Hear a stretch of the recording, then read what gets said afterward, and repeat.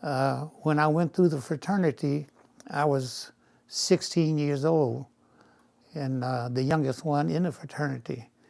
And now at 88, I'm the oldest one in the chapter. So it just turned around. In this exclusive interview for OracleOnline.org, Brother Melvin B. Settles discusses his childhood in St. Louis, Missouri, graduating high school early and crossing the fraternity at age 16, his time in the military, 70 years of service in Omega, and the circumstances that led him to joining the Delta Iota Iota chapter in Stockton, California. I'm Melvin B. Settles, and I grew up in St. Louis, Missouri.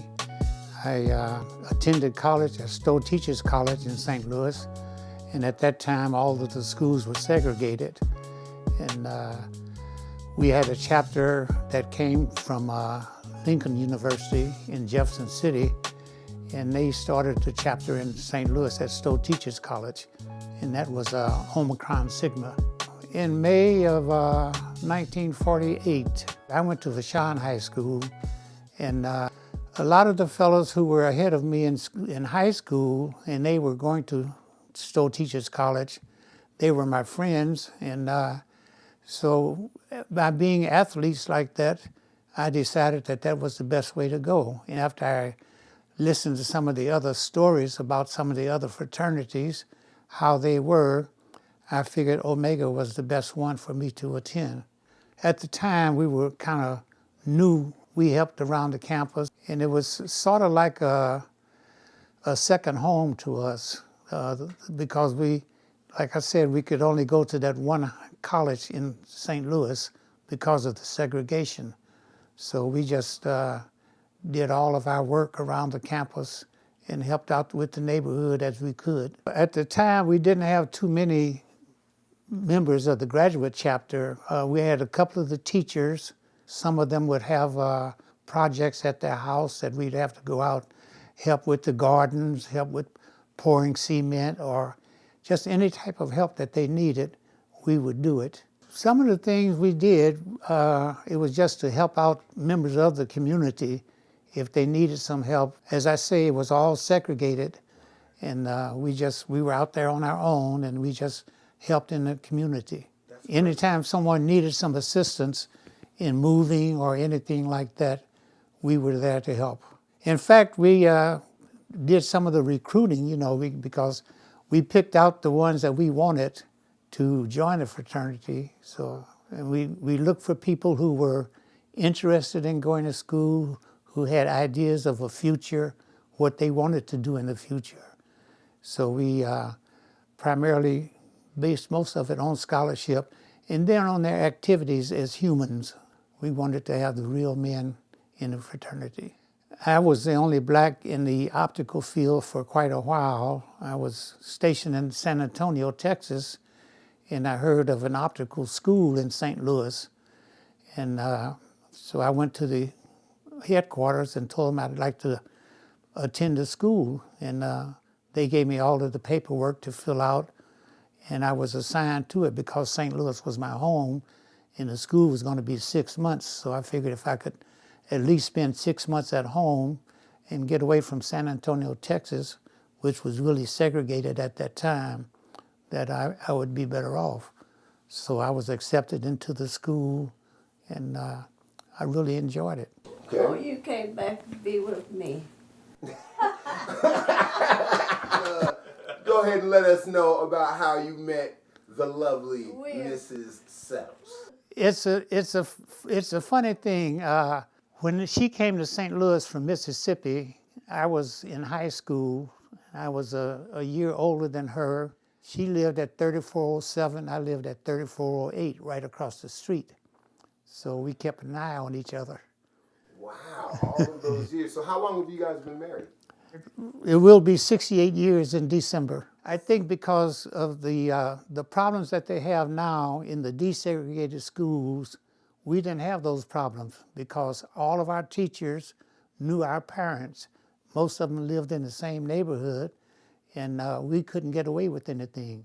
So we had to straighten up and fly right because the teachers would call our parents and we'd have trouble waiting on us when we got home if we got into trouble at school. Accountability was a big factor, I think. And it just happened that when I was in the 7th grade, I had a study period in a math class with 8th graders, and my brother was in that class. And the teacher used to ask questions, and none of them could answer it.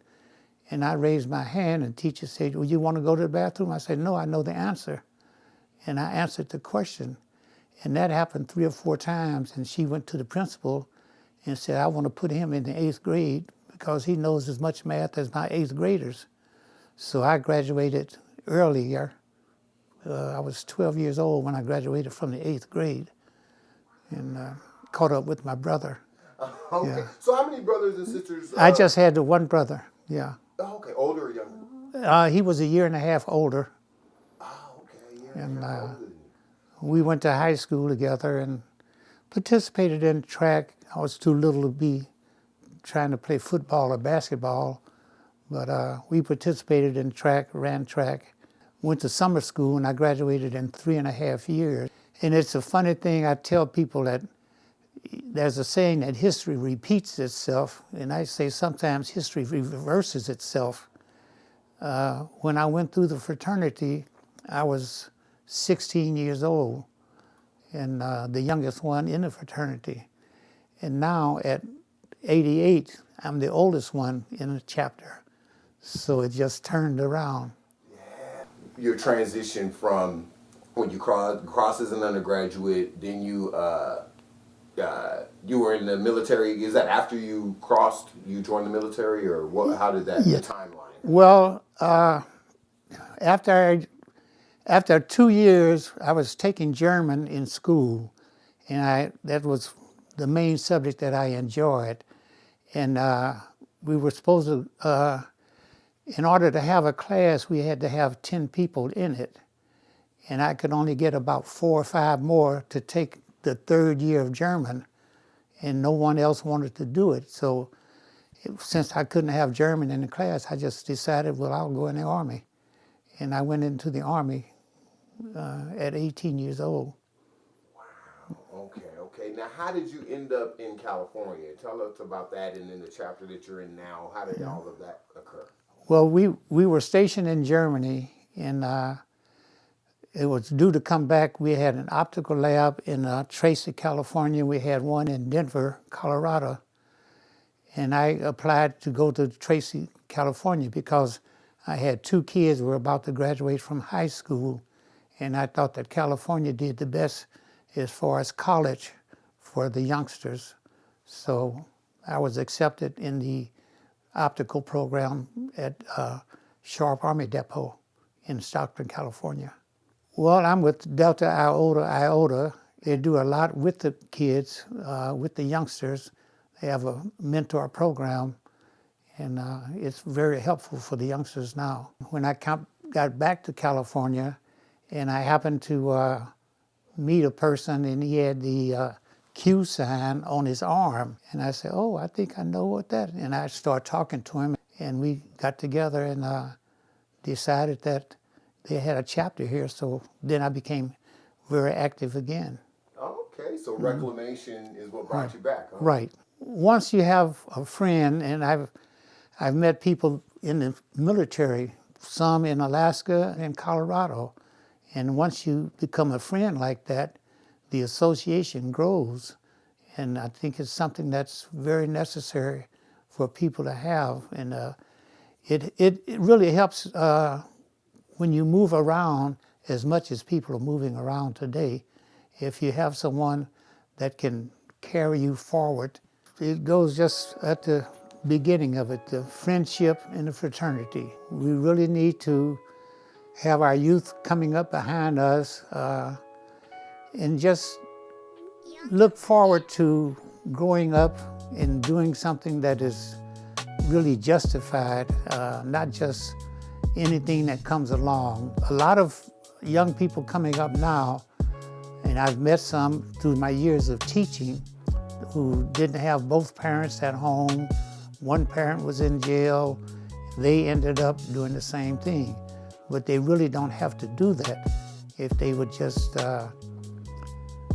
look forward to becoming the man that they want to be, not the man that they have to be through the life that they live. In order to become an Omega man, you would have to be that type of a man, and because otherwise you couldn't get through the fraternity. This has been a presentation of OracleOnline.org.